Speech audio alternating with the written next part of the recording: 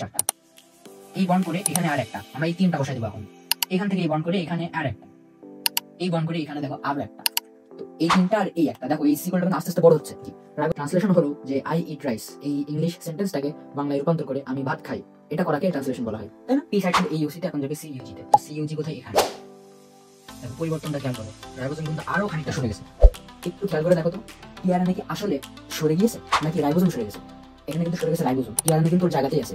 ও যে এই ইউজি এর সাথে যে বন্ড তৈরি করছিল ও কিন্তু সেই অবস্থায় আছে, রাইবোজোমটা সরে গেছে, অর্থাৎ এখানে চলে আসবে 4 নম্বর। এবং এখানে আসার কথা 5 নম্বর, ওটা আমরা দেখাবো না। কারণ কি, আগেরবারের মতো ও 2টা অ্যামিনো অ্যাসিড ছেড়ে দিয়ে 3 নম্বরের কাছে পাঠিয়ে দেবে, আর 3 নম্বরটা অ্যারাইভাল সাইডে ছিল। তো ট্রান্সলেশনের সবকরম আসা মানে হলো ট্রান্সলেশন ফুল প্রসেস থেমে যাবে, আর যখনই ফুল প্রসেসটা থেমে যাবে এর অর্থ তোমার এই চেইনটা মুক্ত হয়ে গেল। আর এই চেইনটা আমরা শুরুতে দেখাইছিলাম যে এই চেইনটাই মূলত আমাদের প্রোটিন। যে রাইবোজোমটার পজিশন আগে এরকম ছিল, এখন একটু একটা বার্গারের মতো দেখতে হয়ে গেছে। যাই হোক, রাইবোজোম পজিশনটা আজকে আমার হাতটা হচ্ছে এমআরএনএ বা ওই সুতাটা, আর আমার এই হাতে যে মুভ করতে সেটা হচ্ছে রাইবোজোম। তো আমার এই রাইবোজোমটা এই হাতকে বা এমআরএনএকে এভাবে স্ক্যান করতে করতে এসে দুই পাশ থেকে এসে এভাবে যুক্ত হয়ে যাবে।